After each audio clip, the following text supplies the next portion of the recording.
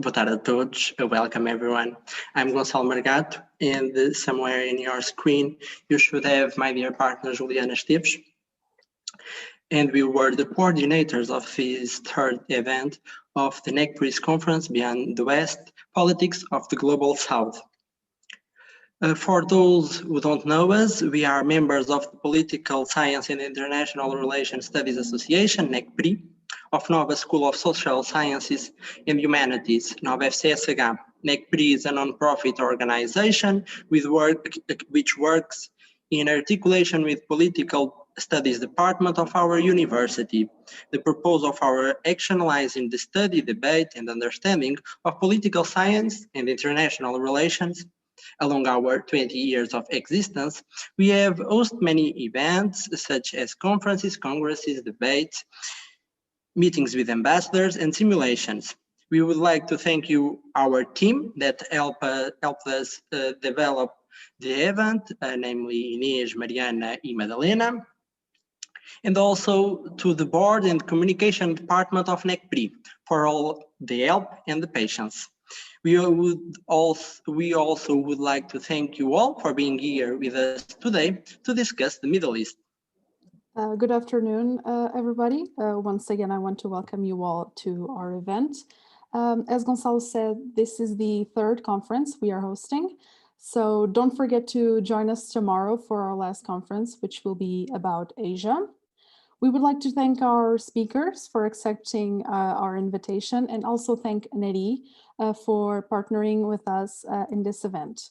As you may notice, Dr. Arshid, which was going to be our third speaker, he is not here and he won't be able to join us due to an unexpected medical event. However, we are certain that this conference will proceed wonderfully, and we wish him the very best. If you want to know more about our future events, please feel free to follow us in every social media platforms. We are in Instagram, Facebook, LinkedIn, Twitter, and also YouTube. So just search for NECPRI and you will be able to find us. I'll now leave everyone with our panel, and I'm going to give the floor to our moderator, Ricardo Carvalho. Thank you. So good afternoon, everyone, or good evening, depending on where you are.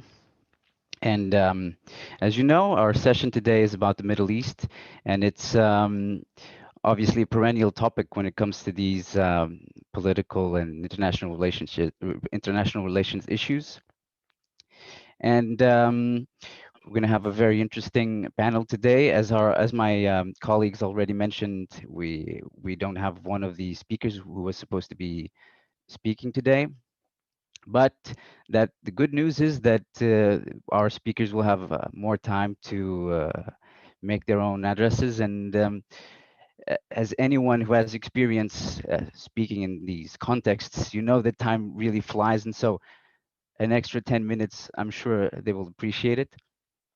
And I'd like to also first introduce myself. I'm the chief editor of Pacta, which is the students magazine under the umbrella of NERI, which is essentially the counterpart for NECPRI, and which is basically a student-run magazine. And we can leave you with the link if you want to have a look at it at the end. And so I'll be moderating the event. And I'll be notifying our speakers about 3 minutes before their time's up, just so that they get a hang on, you know, I'm sure it can be, sometimes you get carried away. And so I would like to introduce our speakers. We have Professor Teresa Almeida Silva, who is a professor at ISCSP and vice president of Instituto do Oriente. And Professor Marco Marcili, who is a research associate at the Center of International Studies at ISCTE. And both our speakers are well versed in these topics, especially security issues and Middle Eastern issues as well. And so, without further ado, I would ask that everyone take care to turn off their mics. Leave your questions on chat. I'm sure there will be many things that you will be curious to know and to ask our speakers. And that's it. I will give the floor to Professor Teresa so that she can begin her presentation. Okay, I'm the first one. So, good afternoon. Good afternoon, everybody. I want to start by thanking to the organization of this event, Neri from IRCS and NECPRI from Nova FCSH, for the invitation to be here. I have to look at my notes to be able to keep the time you gave me. Otherwise, I will talk too much, and I can't because I have a class at 8. Okay, can I share my screen? I cannot. You'll be able to do it now. Okay. Oh, yeah. Okay. Well, this is my PowerPoint presentation. My PowerPoint presentation is written in Portuguese, since we are in Portugal, and the target audience are students of Portuguese universities, and majority of us that are here in this webinar is Portuguese. However, don't worry, I will speak in English as you requested. Okay. We're going to speak about Middle East. And first, what is Middle East? Middle East is a Western creation. This expression is a Western creation. One might ask, the Middle East is in the middle of what and at east of whom? This is the classic Middle East. The countries that we say rapidly that they belong to the Middle East: Egypt, Saudi Arabia, Iran. However, we can extend the concept of Middle East to North Africa, to the known as Near East, and to East, to Pakistan, as you can see here in this map. We can call this the Great Middle East. This region, as you know, is predominantly Muslim. However, not all Muslims are Arabs, and not all Arabs are Muslims. This is a made frequent confusion. So these are the Arab countries, 22, I think, countries that have Arabic as their official language and Arab cultural values as important in terms of culture and identity. And this is the Muslim world. This map does not include Muslim communities in Europe and in the United States of America. And yes, you have here 2 countries in Latin America, Guyana and Suriname, that are part of an Islamic organization, similar to ONU, but only to Muslim countries. This Muslim world is mostly Sunni, as you know, the largest branch within Islam. The remaining communities are Shia and Ibadi. This last one started out as Harijid, a branch of Islam that emerged in 657 and has suffered several schisms throughout history. The Harijid branch that still exists today are the Ibadi, who are mainly concentrated in the Sultanate of Oman, here in Madagascar, Algeria, Tunisia, and Libya. The schism between Sunni and Shia, or Sunnism and Shiism, was mainly due to the process of succession of the Prophet Muhammad. Some elements of the Muslim community, the majority, considered that Muhammad's successor should be Abu Bakr, his father-in-law. They followed Abu Bakr, they followed the Sunnah. Sunnah is Muhammad's, the Prophet's tradition, and they become Sunni. Others, a minority, consider that Muhammad's son-in-law, Ali, should be his successor. So they formed a party. Shiat Ali means the party of Ali. They split from the above and become Shia. In this map, you can see more clearly the concentration of the Shia community. There are only 4 countries in the world with the largest Shia population. Iran is the biggest one, largest one, Iraq, Azerbaijan, and Bahrain. This little one here. As you can see in this map, in Syria, here in Syria, the majority of the population is Sunni, although the leadership, President Bashar al-Assad, is Alawite here. a Shia or Shiite branch. The borders that Middle East knows are the result of an agreement made by two European powers, France and United Kingdom. By the Sykes-Picot Agreement of 1916, France and United Kingdom divided between themselves what would become the ruins of the Ottoman Empire. France was responsible for the Maghreb and what is today Syria and Lebanon, and the United Kingdom took over Egypt and Persian Gulf region. It had already dominated the Indian subcontinent since the time of the maritime expansion. And here, as you know, we have Pakistan and Bangladesh, the former colonial British India. I call your attention, in this map, I call your attention to the Palestine region. In 1960, it was already considered as an international area, an international zone. The big players in this Middle East, Eastern region are Saudi Arabia and Iran. On one hand, we have an absolute Sunni Wahhabite. Wahhabism is the state ideology of Saudi Arabia, monarchy led by King Salman. And on the other hand, we have an Islamic Republic, mostly Shia, led by Ayatollah Ali Khamenei. Okay, these are their names. And King Salman, one of the sons of the founder of the Kingdom of Saudi Arabia. Well, as you know, the Arab Spring has hit this region 10 years ago. The Arab Spring was motivated by social discontent with the established regimes, eigenemployment, poverty, in some cases extreme poverty, social and political injustice, lack of freedom of expression, and dictatorial regimes are the main reasons for this process. The choice of the expression Arab Spring is an allusion to the Prague Spring, started in the 60s.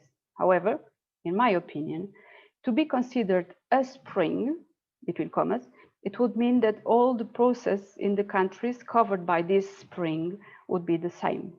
However, this did not happen.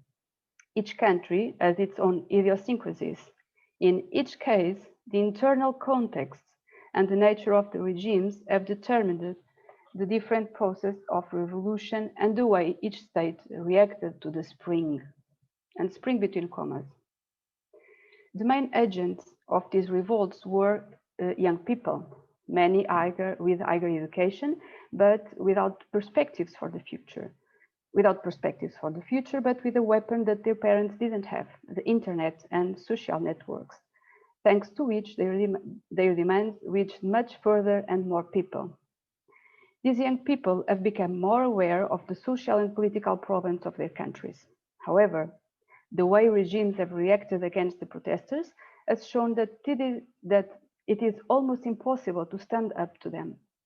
The consequences that remain in some countries, I am referring to the specific cases of Syria and Yemen, show that the spring, between commas, has failed. Here we have the photos of the old overthrown presidents who have meanwhile passed away, and the only president who continues to resist stoically, even though Syria is in a civil war.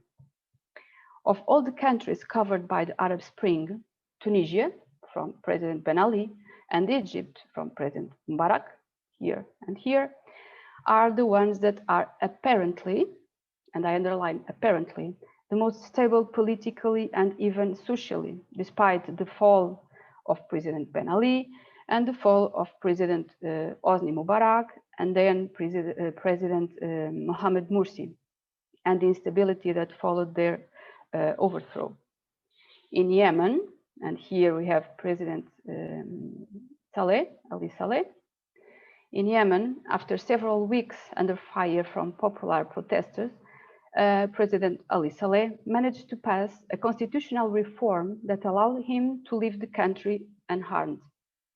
The president who succeeded him, Abu al-Hadi, expressed at the time an interest in giving a new direction to Yemeni politics, seeking to distance himself from his predecessor's dictatorial past. However, a coup d'etat in March 2015, carried out by the Houthi minority, which deposed President Hadi, led to an external intervention led by Saudi Arabia that plunged the country in a civil war.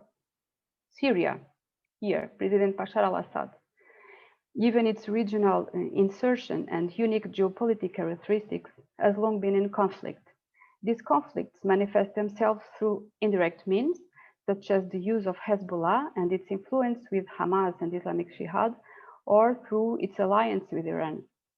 In this sense, Syria remains as an important piece of the Middle East political chess. In the case of the Arab Spring arrival in Syria, it has to be understood in the light of the regional balance of power politics, the struggle between Saudi Arabia and Iran for dominance in the Muslim world. In fact, this process has completely changed the strategic and geopolitical situation of the country, and all alliances and all conflicts have come to be framed in a radically different context, in which Syria has become the stage for internal conflicts enhanced by ethnic and religious tensions, which could ultimately lead to the fall of the current regime. The continuation and exacerbation of the conflict and civil war itself is fundamentally due to the Syrian regime and to President Bashar al-Assad, to which it is important to maintain the status quo. In fact, Bashar al-Assad continues to resist stoically. He does not want to step down from power. The international community has entered an impasse, and despite reports of successive human rights violations, has decided nothing against Syria, since Russia has already spoken out against any external intervention in that country. On the other hand, Syria is currently in the stage of a civil war that puts several fronts in confrontation. On one side, we have the regime of Bashar al-Assad, supported by Russia and Iran and Hezbollah. And on the other side, we have movements against the regime supported by United States, Saudi Arabia, United Arab Emirates, and another force with movements against the regime characterized by terrorism of Islamic matrix, such as Al-Qaeda or Daesh. Finally, Libya. After Gaddafi's fall, is currently divided in two major opposing blocks, one in Benghazi and another one in Tripoli. This rivalry, which besides the political issue has implied a struggle for the country's resources, oil and natural gas, could lead Libya into another civil war, the third one.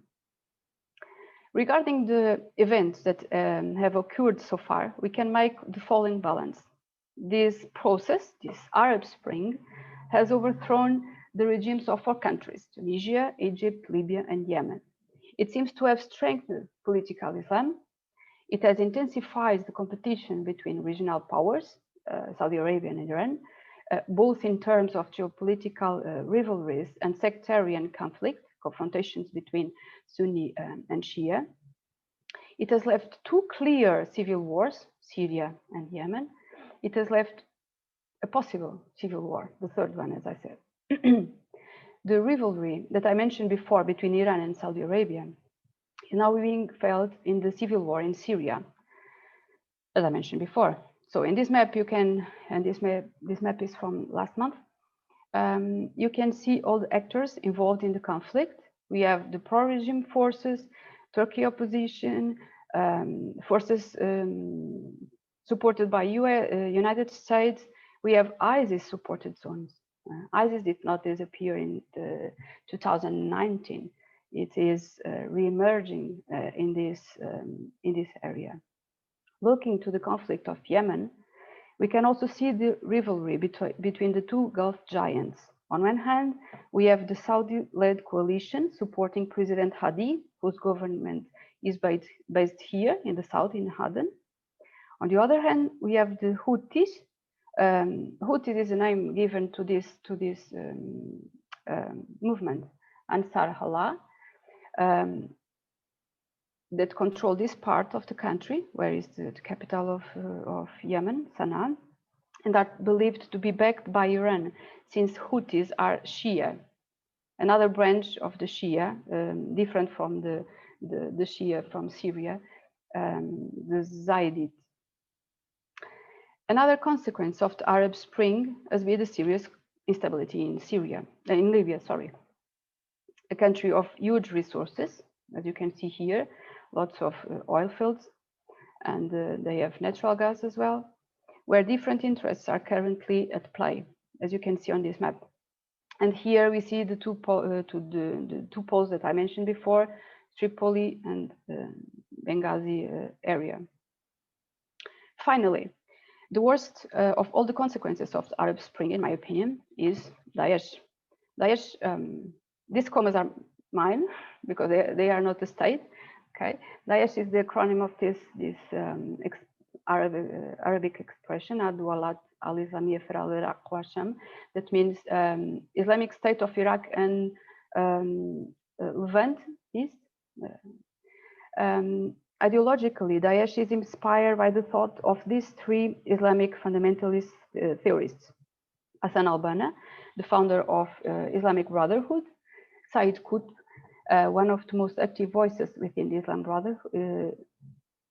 Islamic Brotherhood; and Abu Alam al-Dudi, the most radical of the three. Well, in 1941, Pakistan did not exist. Well, I put here Pakistan so you can situate the city of Lahore. In 1941, we had India. Okay, so Maududi is the most radical of the three. He advocated the use of violence against foreigners in the lands of Islam. He considered that the struggle between Islam and non-Islam, the struggle between Dar al-Islam, the house of Islam, and Dar al-Harb, the house of war, would lead to an Islamic revolution that would end with the creation of an Islamic state. Here, Islamic State in a general and abstract sense is not Daesh, the organization itself. All these authors consider that Muslim populations, both in Egypt and in Pakistan, should be re-educated within the Islamic values in order to then build the Islamic State. I call your attention to a fact: in 1928 and in 1941, Egypt and India, Pakistan, were under British rule. And this subordination of Muslim territories to European powers is one of the causes of the emergence of Islamic fundamentalism. The seeds of Daesh emerged within the Al-Qaeda through the leader of Al-Qaeda in Iraq. This man here, Abu al-Zarqawi, he died in 2006. And the difference of points of view from Al-Qaeda itself, from the leadership of Al-Qaeda with Osama bin Laden and Ayman al-Zawahiri. Zawahiri is now the #1 of Al-Qaeda. He is a famous Egyptian surgeon, and for me, it has been always the brain of the organization. So while Al-Qaeda has always considered that first it would be necessary to reconquer the territories that had been under Muslim rule in the past and then build the Islamic State, Zarqawi believed that first the Islamic State should be built, no matter where, and then the territories that had been under Muslim rule should be reconquered. And this is what Daesh did. So these were the first conquered territories, the provinces of Idlib, Aleppo, Raqqa in Syria, and the provinces of Anbar and Kirkuk in Iraq.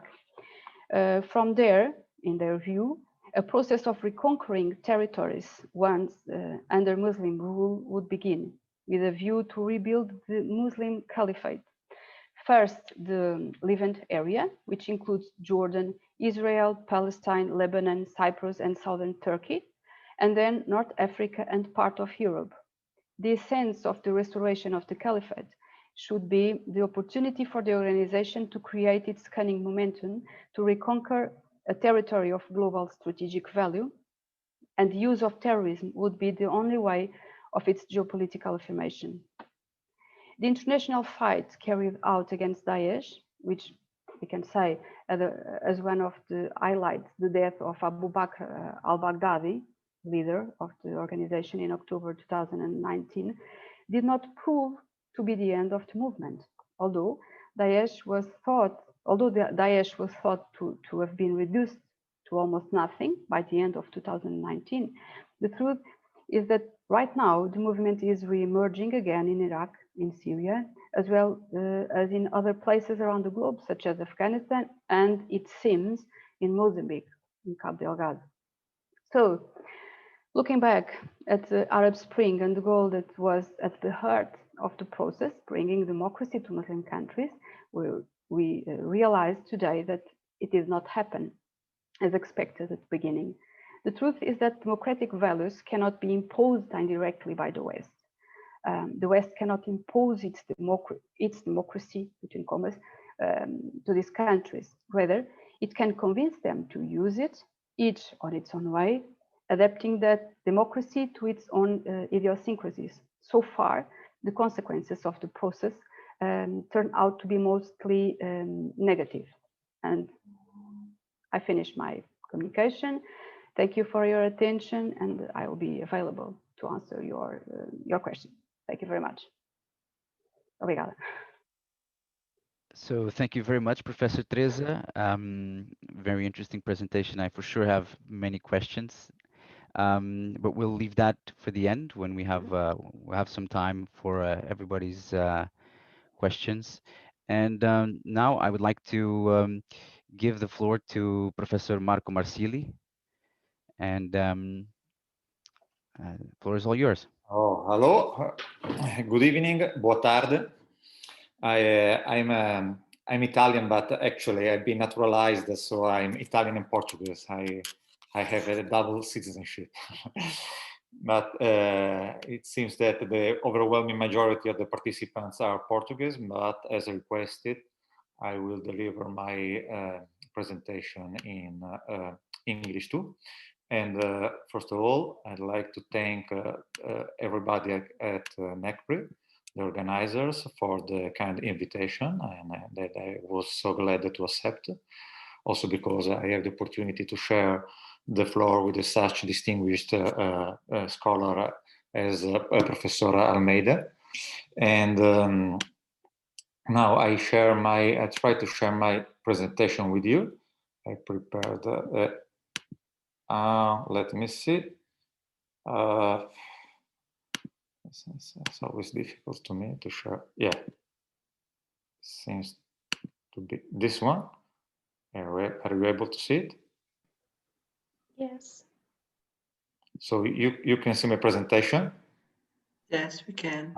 I can't, but I'm happy that you are able to see it. So let me see. Yeah, presentation like this. Okay. So this is the topic that it was not chosen by me, but it was proposed by the organizers. So I accepted it, and you will easily check that I share some maps with Professor Almeida, of course, because the topic is this one.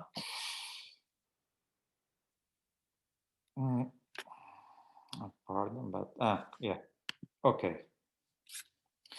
Now, of course, this is a issue that we can't skip, is the definition of the term Middle East, as Professor Almeida has already noticed, because there is not an official definition of what is the Middle East.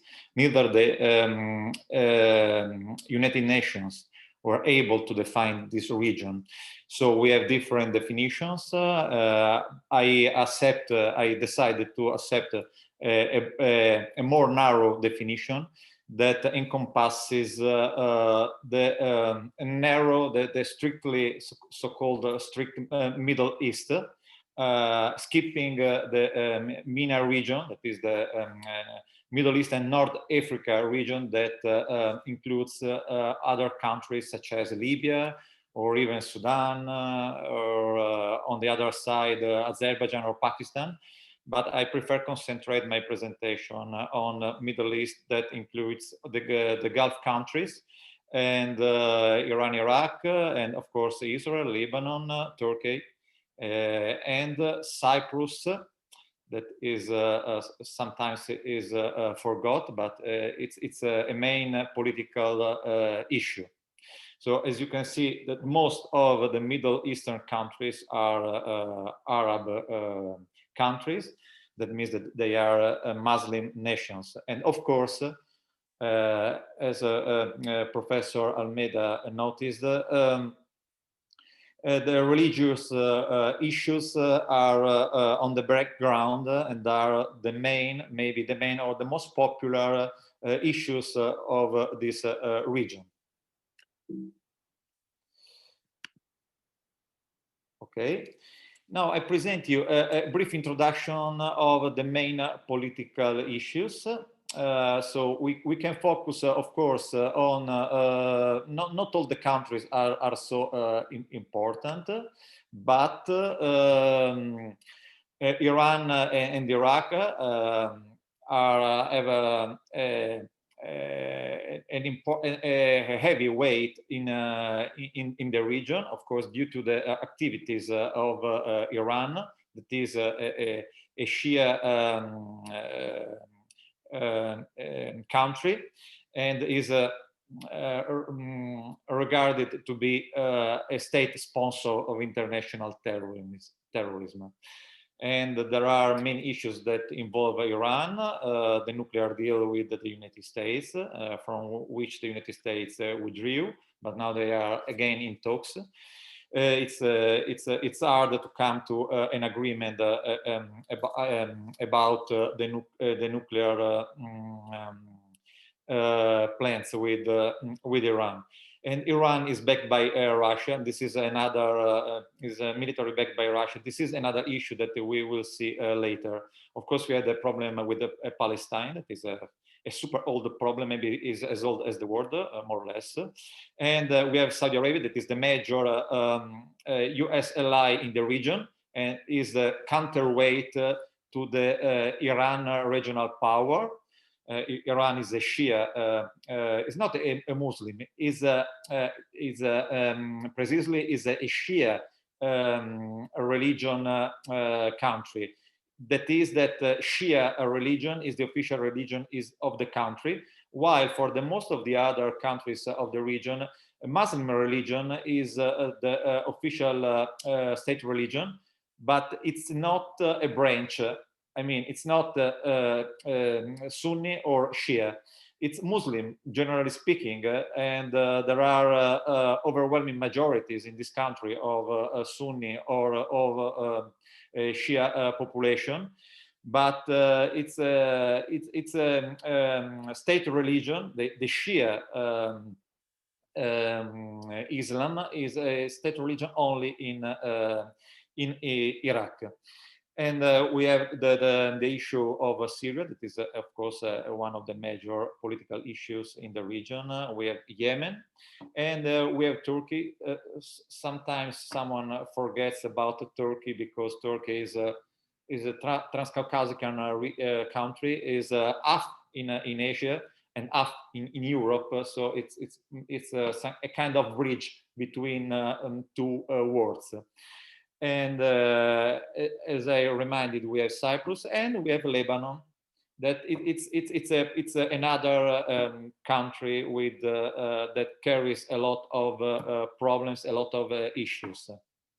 Most of these countries lead with corruption, with extremism, with political violence, and of course with religious issues.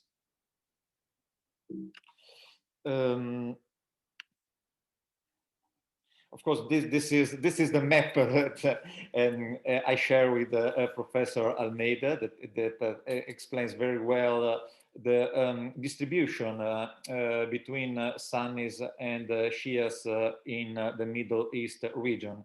And as you can see, Sunni countries are the majority. Shia countries are a minority.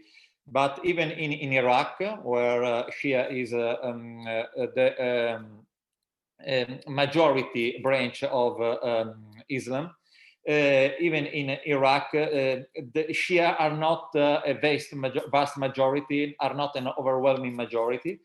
They have only a narrow majority in the country that is divided about 50-50. Like in Lebanon. In Lebanon, we have a particular situation because Lebanon it's in the constitution of Lebanon that the political power is divided according to the religious belief of the religious belonging. So we have Muslim, that is the majority of the country is a Muslim population, but is 50% of the population. And within this 50% of Muslim population in Lebanon, half of this population is Shia and half is Sunni. And in this way, it's very well balanced. And we have a strong presence of Christians in Lebanon that makes this country a very peculiar country in the region. Apart from Cyprus, that is a Christian country too, but it's an Orthodox Christian country that is different. And of course, Israel, that is one of the major issues, the Israel question in the region, is the only country with an overwhelming majority population that belongs to the Jewish religion. Now that said, I'd like to present you a different interpretation of the divisions in the region that are based on air power. This is a replication of the Cold War confrontation, because in this peculiar military confrontation, we have on one side the United States. So the United States supports some countries and with supplies of aircrafts, of fighter jets. And on the other side, we have Russia supporting other countries. So it's a kind of legacy of the Cold War, this approach, this regional approach, where we do not have any more two superpowers. We have one superpower that is the United States. And we have regional powers, rising powers like China and Russia that hereditated the place of the USSR, but not the same military power, but it's trying to regain a strategic importance in the region and all over the world. So there are many countries that are military backed by Russia and others by the United States. And as you can see, the only regional power that receives, that is authorized to buy F-35 fighter jets produced by Lockheed Martin is Israel. In this way, Israel, that is the main ally of the United States in the area, can easily control and maintain his power and control the Arabic countries in the area.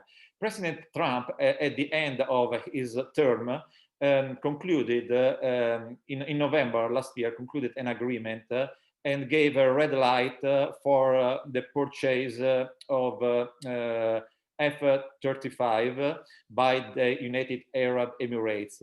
But the Biden administration last January suspended this selling, because in this way we can, it's dangerous because if all Israel is allowed to have F-35 fighter jets, is the balance of power is granted in the region.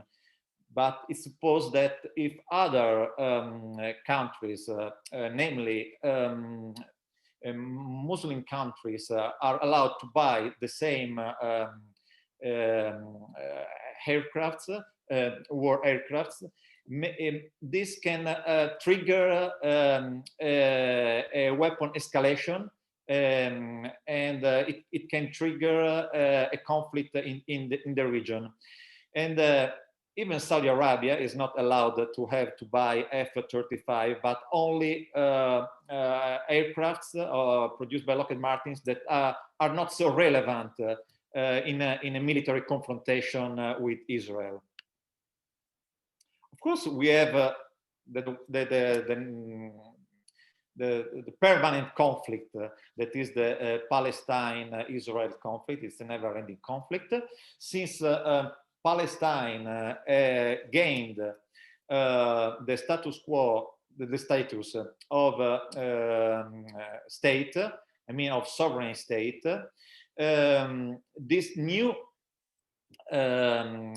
status triggered conflicts with Israel and with the United States, because the only way for Israel to access international organizations such as the International Criminal Court is to be a state, because only states are legitimated to be members, full members of international organizations like international tribunals, international courts.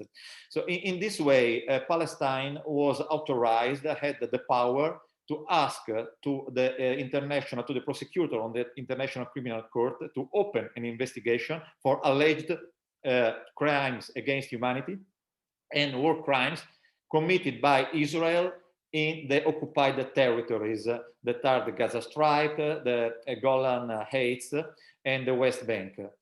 And of course, the United States and Israel opposed the decision of the International Criminal Court, and they opposed at the beginning the recognition of Palestine as the de jure sovereign state. So both Israel and the United States do not recognize the independence and the statehood of Palestine, of the state of Palestine. Never mind the numerous resolutions by the UN General Assembly. So this is another issue. But beyond the Israel-Palestinian conflict, we have other long-time conflicts that are stalemates. We have the Turkish occupation, the illegal occupation by Turkey of Northern Cyprus, and the installation, the establishment of the self-declared Republic of Northern Cyprus, in a country that is, as I said before, that is populated by Christians. On the other side, we have another conflict that it's supposed to become another a permanent conflict in some way, that is the Yemeni Civil War.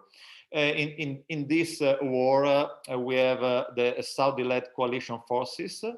That means Saudi Arabia plus the Gulf countries, the Gulf cooperation countries, against the Houthis, which are backed by Iran.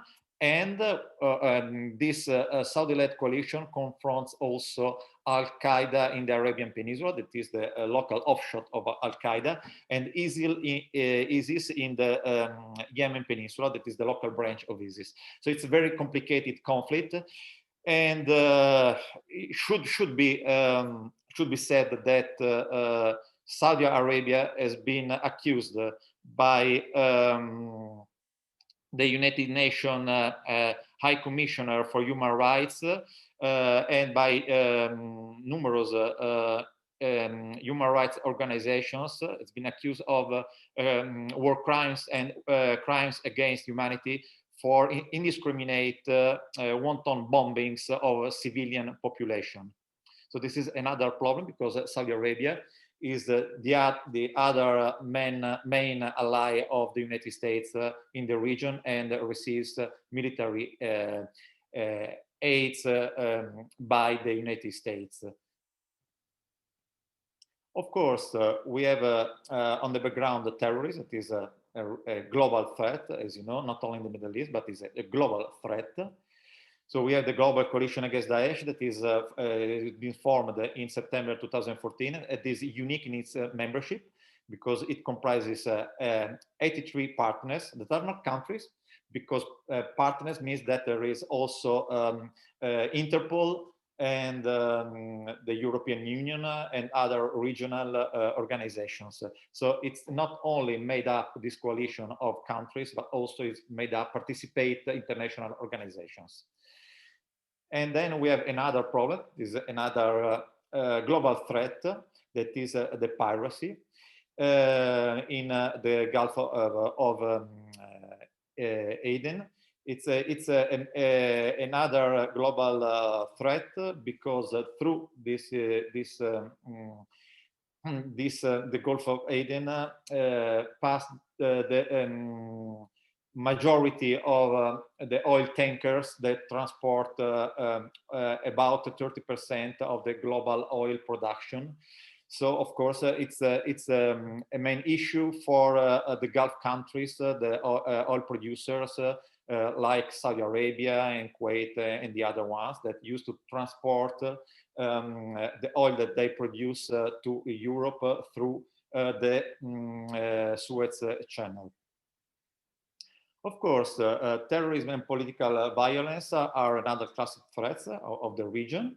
These are the main, you see two pictures of the main actors, the main, I do not characterize them as terrorists, and I will explain you later before, but we have a lot of jihadist groups, and we have terrorist groups. When I say terrorist groups, I am saying that they are blacklisted, they are classified as proscribed as terrorist groups.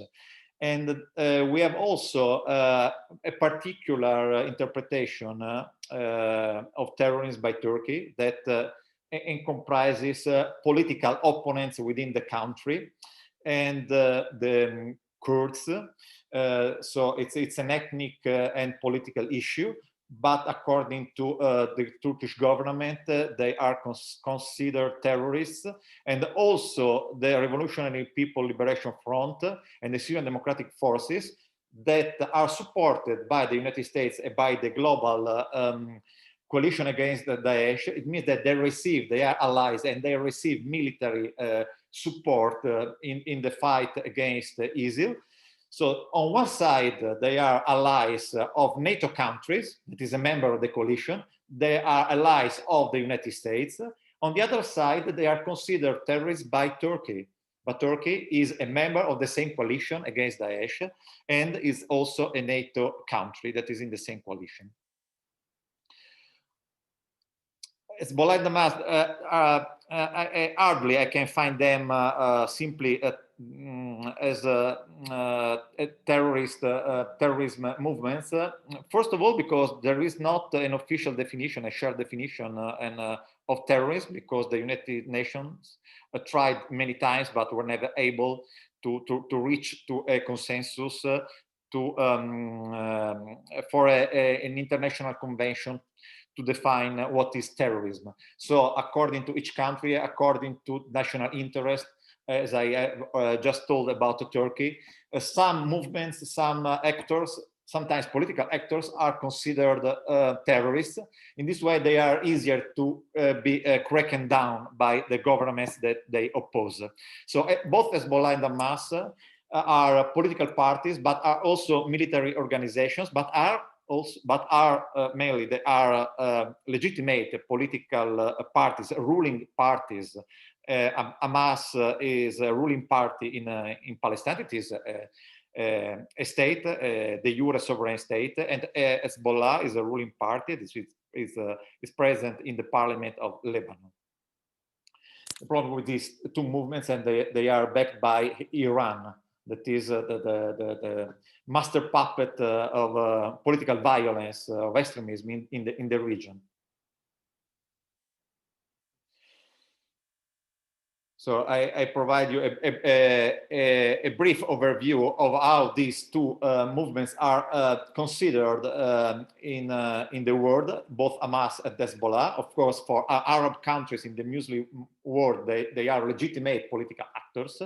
For other countries, they are not at all. And some countries distinguish between the military wing and prescribe also only the military wing. Other countries proscribe these organizations at all, considering them terrorist organizations. And for other countries, they are not. So it's a tricky issue. Now we come to the end. So we have this issue on the background. So it can be a state can be considered a terrorist state.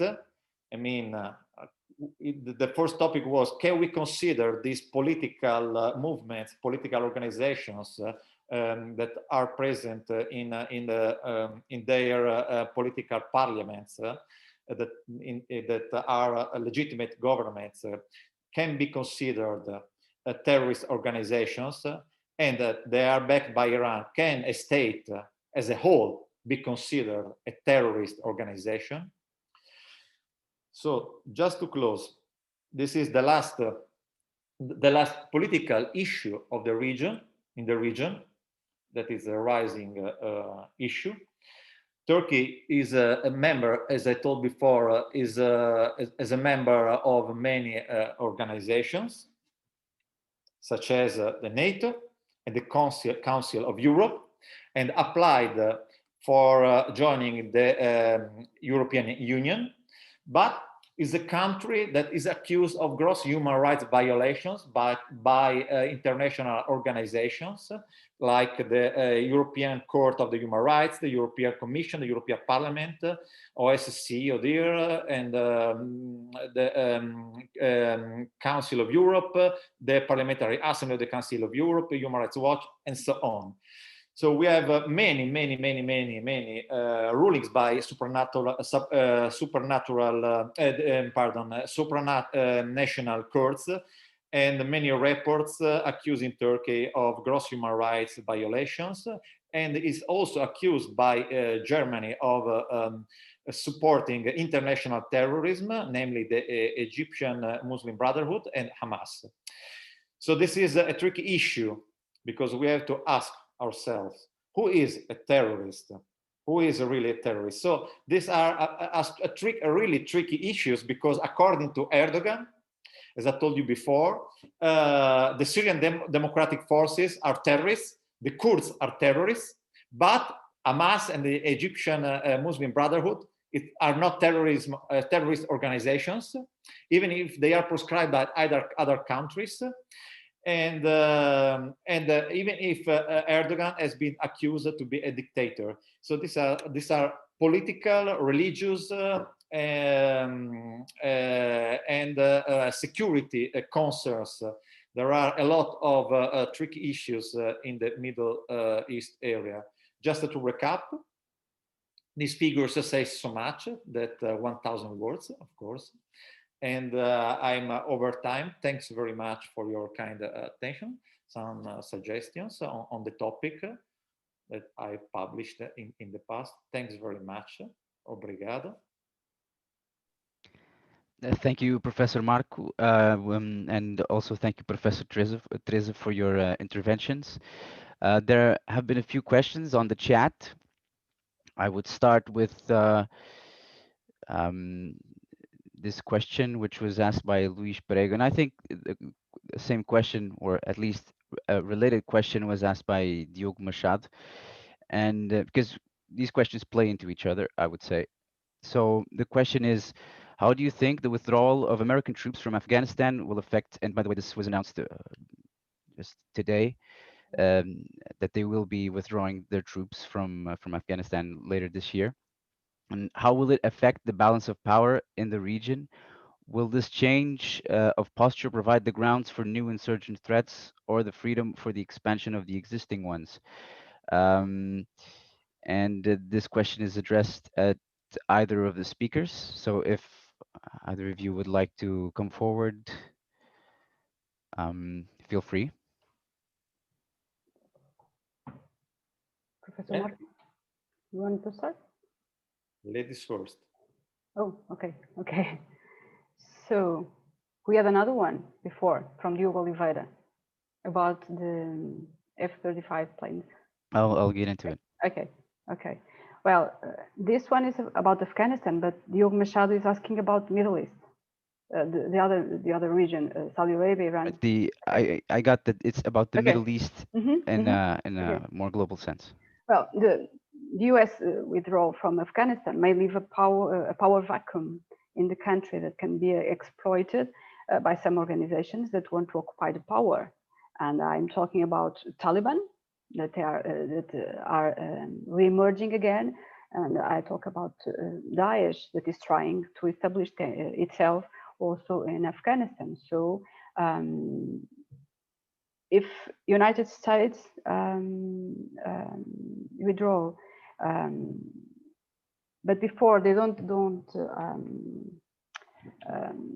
patrocinate a stable government to put in power, I think the vacuum power will occur, and then will be fulfilled by this terrorist organization, non-state actors. It will be a problem. I think Afghanistan can be considered in the future as a rogue state. I don't know what Professor Marco thinks. I've been in Afghanistan in 2004, maybe. It was 2004, and I'm still in contact with senior officials of the Taliban, and that they are good guys, and with major political representatives in the parliament. So this is a topic I'm really interested. And the problem is that there are the talks ongoing in Doha, that is in Qatar, and these talks have been lasting for 1 year. About is the problem is that the Muslims stop during the Ramadan, that they stop to pray. So these talks takes too much time, and American administration, the Trump one, but also the Biden one, they are not prone to wait for years, and because this is a long-lasting conflict that it's been considered by the Obama administration. So since 2 administrations ago, it's been considered to be a long-lasting conflict, like the Vietnam conflict. So you can understand that the Americans, they are afraid that this conflict can last forever. They want to withdraw, but as Professor Almeida said before, they have afraid of a vacuum of power. The Taliban, they are very, very strong, not in the capital, but in the surroundings, because nobody were able in the past, was never able to control the country, Afghanistan as a whole country. When you say you control the country, it means that they control only the capital city. That's all. It's almost impossible to control all the country. So President Biden yesterday announced that the United States withdraw from Afghanistan on September 11 this year.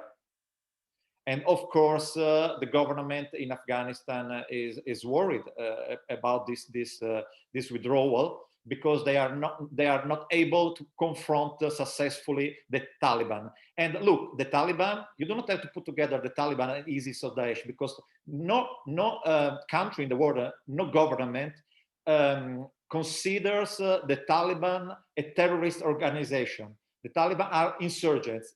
The U.S. administration has always characterized the Taliban as insurgents. I mean, they are legitimate political actors that are fighting against an illegal occupation of the country, because the country is military occupied by U.S. and NATO forces. Now, if you want to talk about the F-35 planes, it's the same all over the world. I mean, for exporting weapons, to other countries, you need an authorization by the government. It's the same in Italy, in Portugal is the same, in Russia is the same, in the United States is the same. You know, it's even any kind of high-tech technology is forbidden to be exported without the authorization of the government. If you go to the United States, you wanted to export computers to China, you have to apply for an authorization by the government to export them, because you don't want to give a strategic advantage to a competitor. That's why you need it. This is much more real when we talk of military supplies. So you always need the authorization by the government to export weapons. That's an administrative one, but it's a political one, of course. So moving on, there was a question by Rui Henrique Centre, which I think goes a little bit into something that both speakers mentioned, which is the power vacuum that would be occurring in Afghanistan. And he asks if the global threat concept isn't a little overstretched. And I think there's a lot that can be said about this. I think this question, I would like to get input from both speakers to get their views on this issue. A little overstretched in what sense?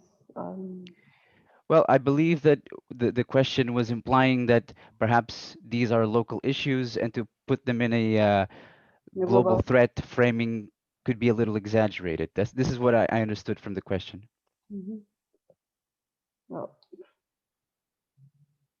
exactly. Yeah.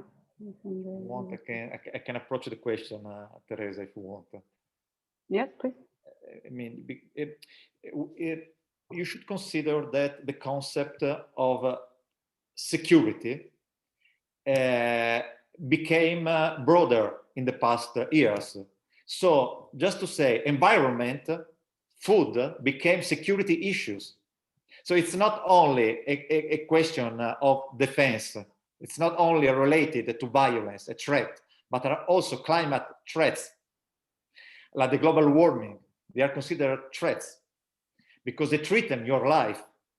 So this concept, the concept of security changed, and nowadays encompasses many areas, many fields that in the past were not included.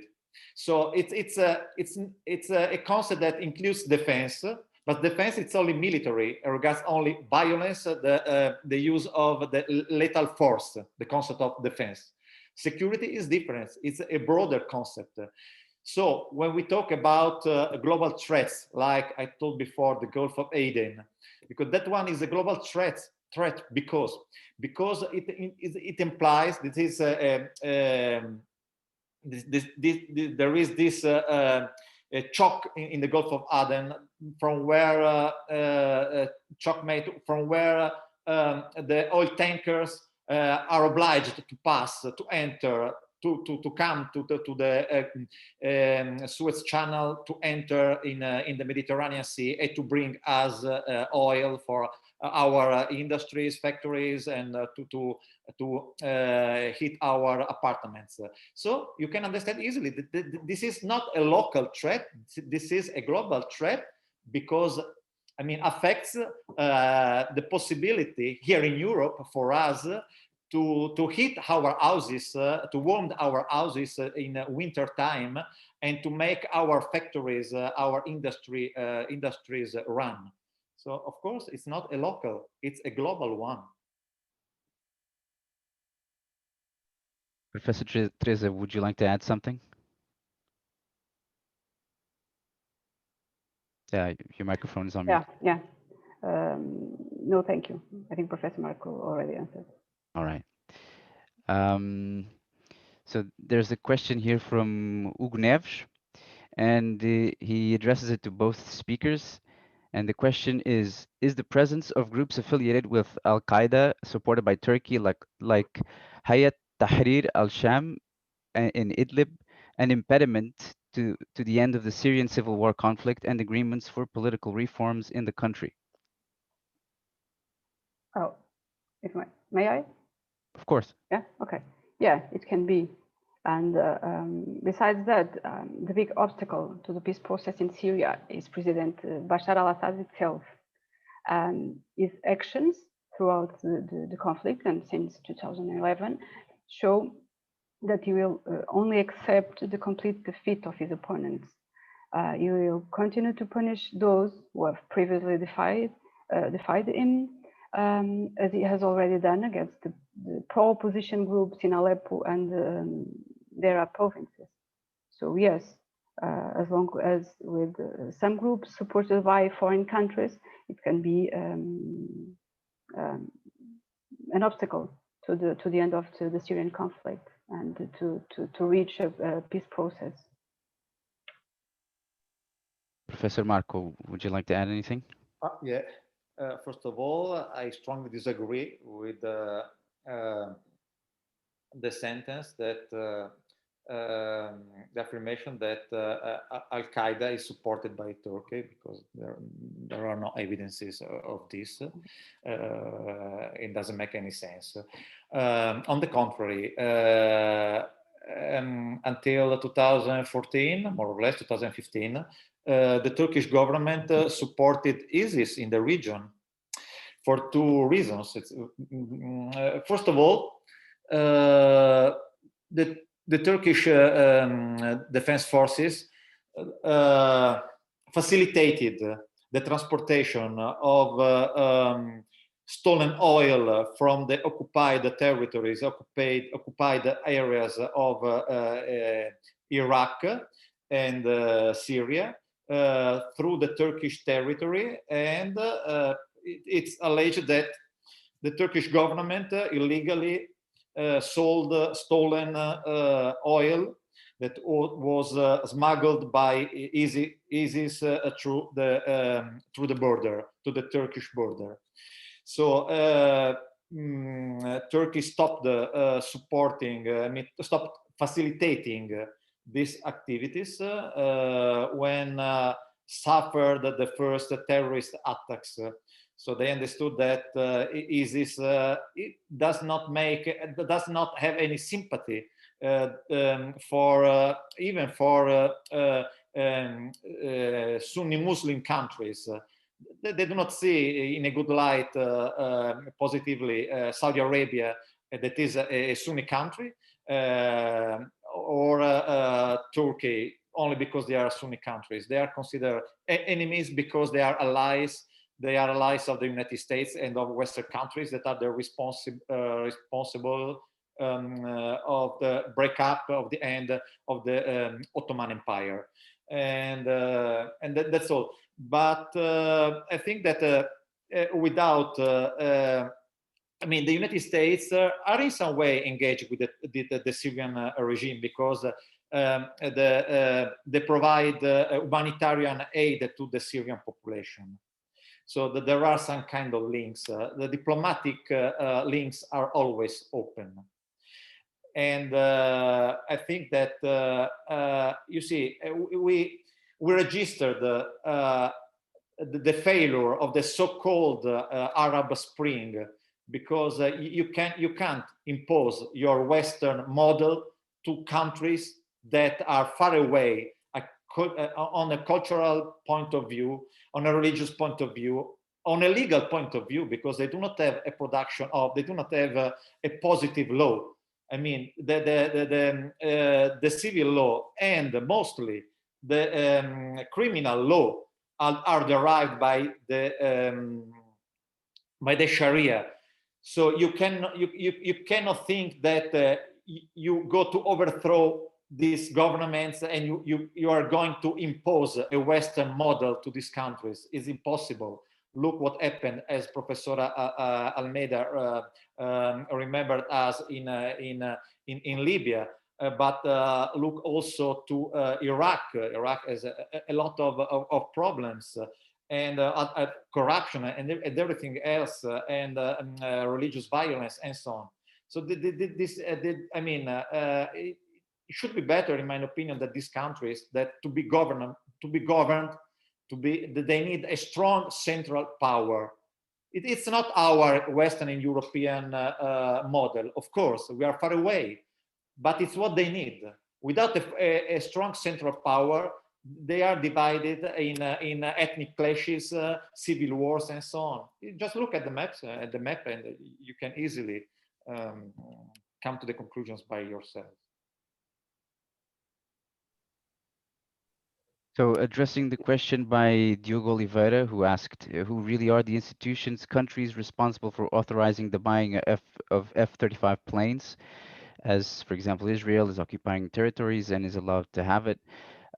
Professor Marco already went into this topic a little bit. I would like to ask the speakers if they have anything to add to this question. Oh, I would like to add something to the question of Diogo Machado about U.S. role in region, because we talked about Afghanistan, it seems that President Biden thinks that in the future, Middle East will not matter so much to the American foreign policy that it was in past, and the relationship between the United States and Saudi Arabia seems to be frozen. Maybe because, well, this seems like a punishment for what is happening in Yemen and the coalition led by Saudi Arabia that intervened in the country in 2015, and because of the case Khashoggi, the Saudi journalist. On the other hand, United States no longer needs Saudi oil and gas because it is now self-sufficient. If you are remembered from the end of last year, Israel is now having ties with Arab neighbors. We cannot forget the Abraham agreements, Israel's relationship with the United Arab Emirates, Morocco, Bahrain, Sudan, and these agreements reflect a strategic alignment with non-Arab powers like Turkey and Iran. And the Arab Spring, as I said before, increased these divergences between Saudi Arabia and Iran.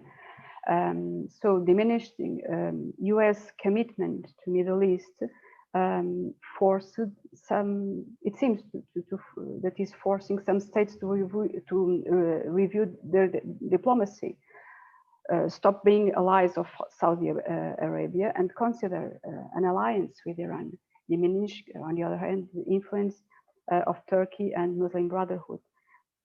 And we cannot forget another aspect that Professor Marco also said. These agreements leave Palestine alone, and this can make Hamas more connected to Iran. So I hope I have answered to Diogo Machado. Thank you, Professor. We have another question here, which is from Daniel Marien. And he asks, until now, which do you consider to be the peak of Israeli-Palestinian conflict and why? Also, briefly, what can we expect for the future of these relations? Professor Marco, can you start? Look, so linking to the previous question about the U.S. role in the region. I mean, the Trump administration, President Trump, recognized the illegal occupation of the West Banks and the Golan Heights by Israel, and consider these territories occupied territories. That means it's not me that say that they are occupied territories. I mean, under international law, they are occupied territories, illegally occupied territories by Israel, according to the numerous resolutions adopted by the United Nations General Assembly. So these territories belong to the state of Palestine that are illegally occupied by Israel. I don't want to enter into the deep of the reasons of the conflict between. I mean, I don't want to take the parts of Israel of Palestine. I'm just saying that on a strict legal point of view, these territories are occupied in an illegal way. The United States, the Trump administration, recognized the possession of these territories as part of the state of Israel due to a long time possession, illegal possession. But when we come to Crimea, that was annexed, not occupied, it was annexed upon request of the local authorities after a referendum, were annexed by Russia. The United States has a different position because they still consider Crimea as illegally occupied by the Russian Federation. So you see, the United States are not credible. It's not a credible peace actor for solving conflicts, to fix conflicts on the international stage, because the United States uses two ways, two measures difference. One with Israel, that is a long time ally in the area, and another one with Russia, that is the main opponent on the world stage, apart from China. So I think that the decision, the move of the Trump administration jeopardizes once again the peace and security in the region, and does not facilitate at all. It's on the contrary, it makes it much more difficult to reach a definitive agreement between to settle the Palestinian question. And the decision that the Trump administration took to move the embassy from Tel Aviv to Israel even worsened the division, the field. So I consider this decision taken by the Trump administration deeply wrong decision on a geopolitical point of view. But of course, I understand that there are other interests behind that pushed Trump to support, to recognize these illegal annexations, to decide to recognize also Israel as the capital of Israel, while we have once again United Nations General Assembly resolution that say that Israel can't be a capital belonging to Palestine or to Israel, but it should be a divided or common shared city, maybe with an international status.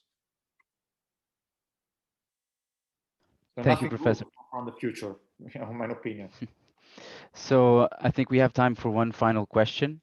And with this, I would like to, so Professor Marco mentioned that for this region to see more stability, it would be, ideally, there would be a hegemon, although you, Professor, didn't use that term, but there would be an actor who, by having a greater sense of ability to use force and power in the region, would be a stabilizing agent. And historically, if we look back, we see that this has been the case, and the last version of this actor was, in fact, the Ottoman Empire. So going forward, how do you see the dynamic in the region? As we can clearly see that there's I would say three major seats of power, and they're not necessarily in agreeing with each other: Turkey, Iran, and Saudi Arabia. And perhaps this is a frozen conflict, or perhaps we'll see the dynamic change. So going forward, what do you see happening in the region?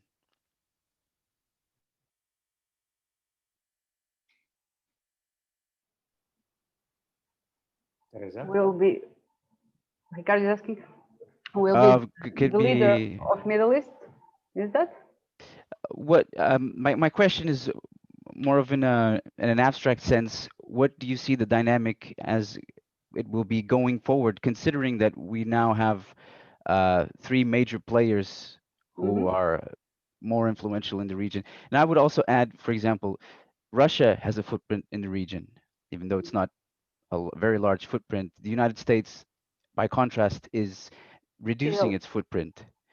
And Russia is a large footprint in the region because Russia is present in the Syrian conflict, and Russia does not allow to President Bashar al-Assad to step away from power. Why? Because Russia needs Syria. Russia has 2 military bases in Syria, and they are the only military bases in warm waters that Russia has. One in Tartus and the other one in Latakia. So Russia is present in the Middle East, confronting the United States, that is supporting some of the groups against the Assad regime. correct. So going forward, how do you see this dynamic playing out? It will continue. It means I'm thinking in Portuguese. On one side, we'll have the Sunni pole with Saudi Arabia and Turkey. Sometimes they are in different they have different positions, but they form a bloc against Iran, the Shia from the other side.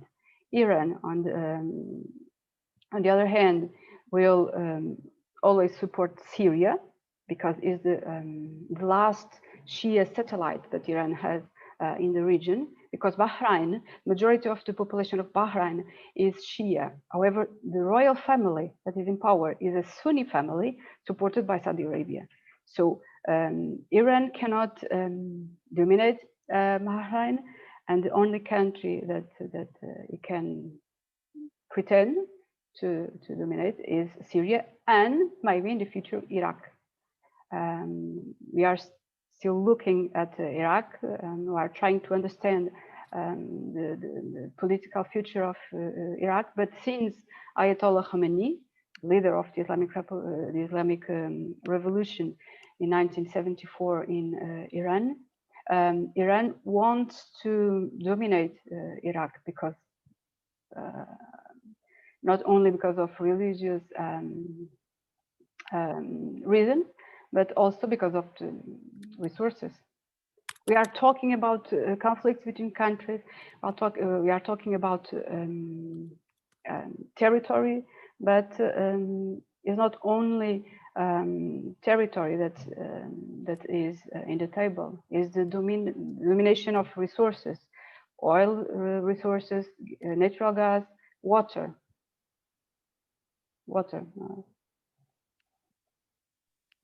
Thank you, Professor. And Professor Marco, would you like to add something? I mean, I used to say that we have to clean the floor from the religious issues and everything, because at the very end of the story, I mean, it's only a question of power. And religion is only, I mean, a motivation for people to fight for something. It's like politics. It's just you have to push people to decide on which side to stay. And of course, if you stay on with me, you are against the other ones. I mean, it's a Manichaeist vision of the world. It's a confrontation. It's like in a democratic elections. You confrontate programs. It's like in football. You have Benfica Sporting, just to say. So these conflicts are they need to feed themselves. They need of motivations for the people to fight for on one side or on the other one. That means against the others. So religion is bad for this, because it's only a motivation that governments, the rulers give to their population to push them to fight for something that is not good.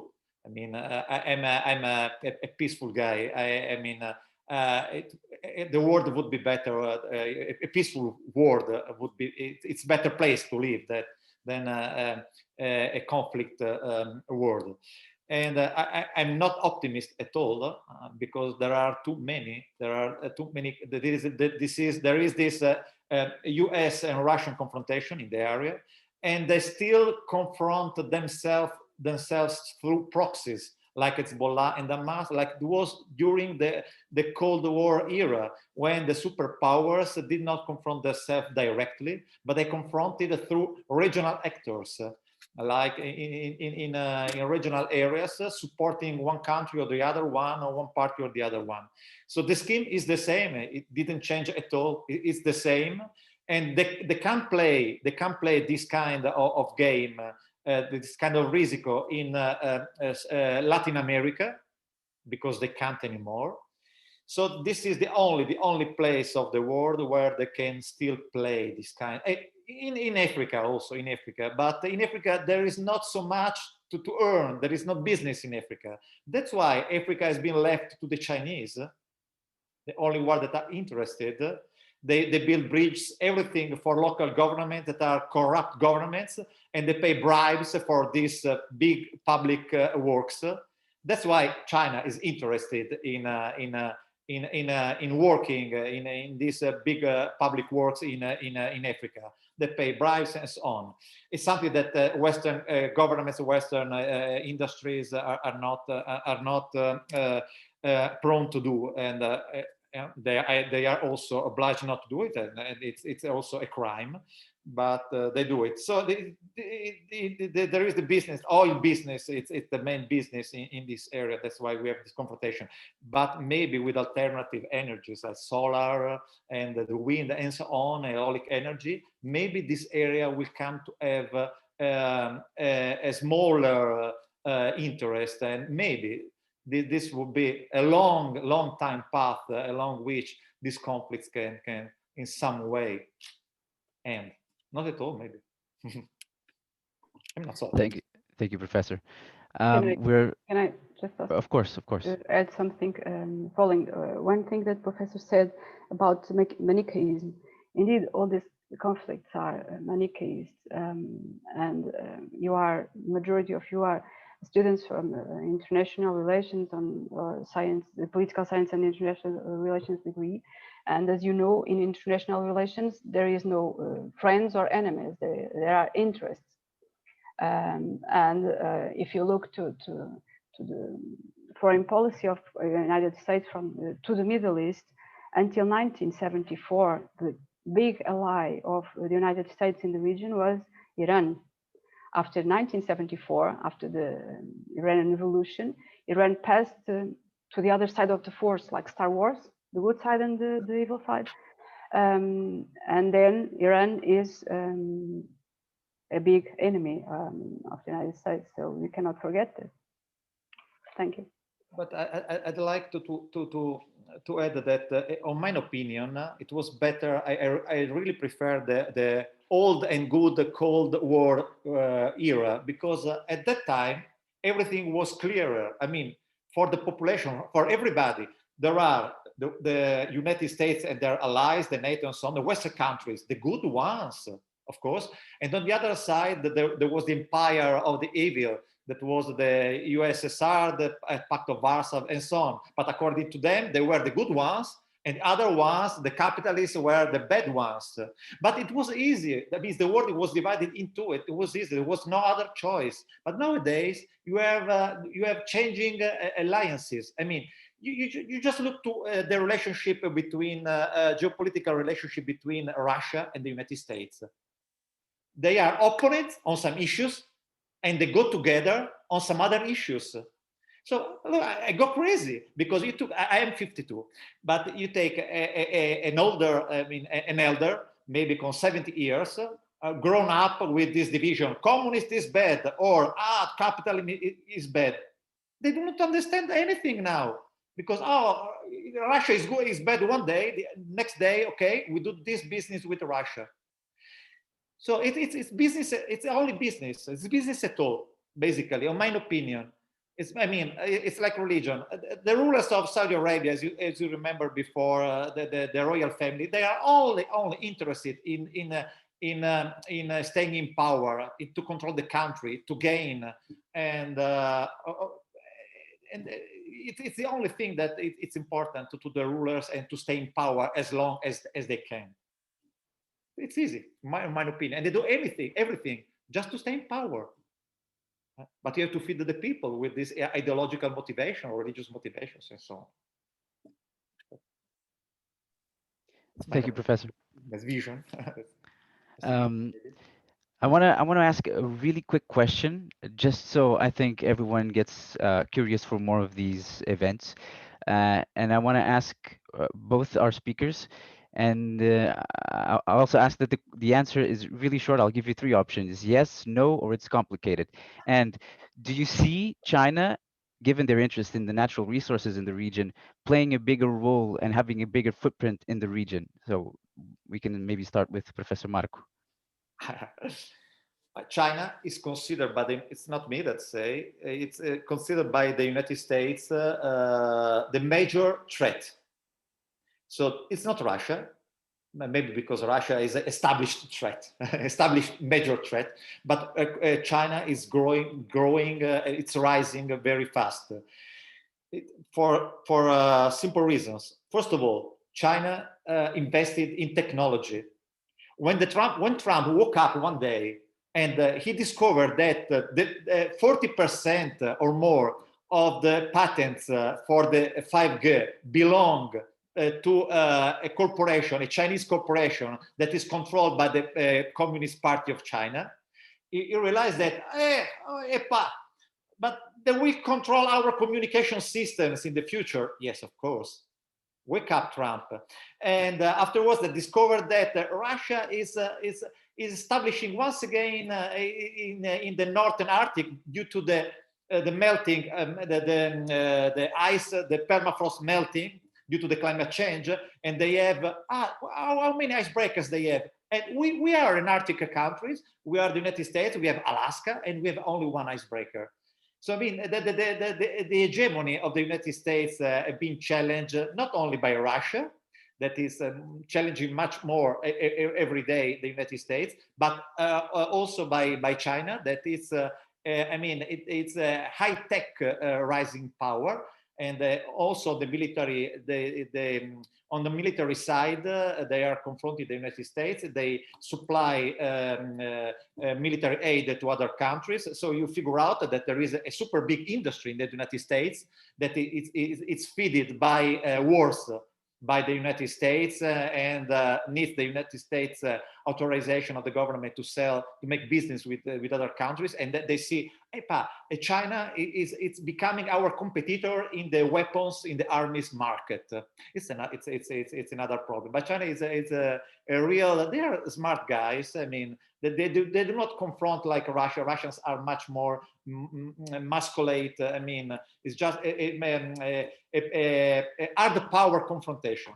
China is a mix of hard power, just to cite the oversighted Joseph Nye, a mix of hard power and soft power and the smart power too. This is technological power, something different. So it's much more, they're much more smarter than the Russians. That's why they're more dangerous. So for you, Professor, it's not really complicated. It's a definite yes. Pardon. I have to choose only one option. Well, China is trying to play an important role in the region from an economic point of view, and is through the economic way that China is expanding itself in the region. I don't know if you know, but China has already bought a percentage of stocks of Saudi Aramco, the Saudi oil company, and it is investing in new technologies within Saudi Aramco in the area of renewable energy, wind energy, I don't know how to say in English, sun energy, solar energy, and hydraulic energy. So, yeah. The United States put sanctions against the Chinese corporations because through companies, oil companies, trade oil companies established in other countries. So these are false flags companies. They smuggle the Iranian oil that cannot be sold on the international market due to the US sanctions. So you see the involvement of China in the region. It's interesting also in Lebanon, because Lebanon is a kind of bank heaven. I mean, it's a fiscal heaven. That's the importance of Lebanon in the region, because you can wash all the money, the dirty money there. So there are many issues there, and of course, Chinese companies have used Lebanon as, and also Iran, to make business with this oil illegal transactions and so on. Yeah, and 2-3 years ago, China was trying to trade oil in yuan instead of dollars. You see, with solar energy, all this will end. Yeah.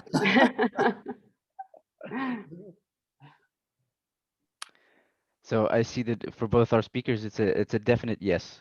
So we'll be looking into this topic in the future, as I'm sure it will play out. So thank you very much to both our speakers, and thanks to everyone watching. I would like to give the floor to our colleagues.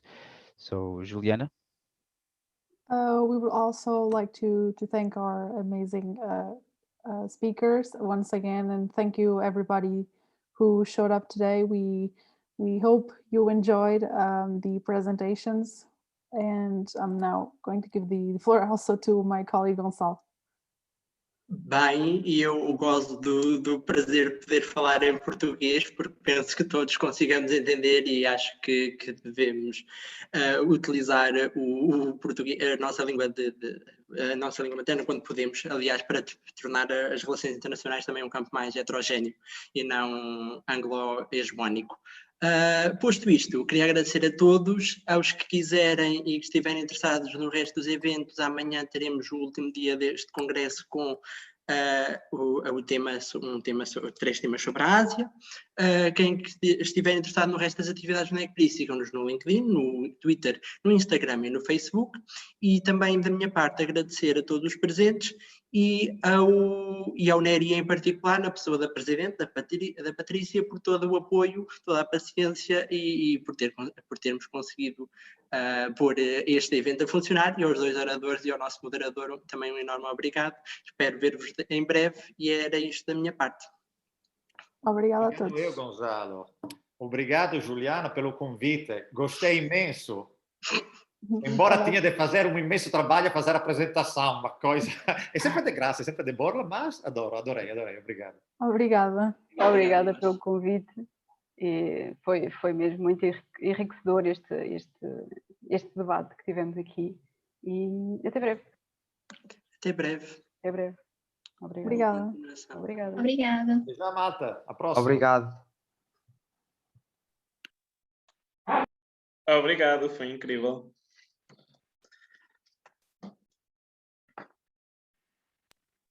Bem, eu também vou...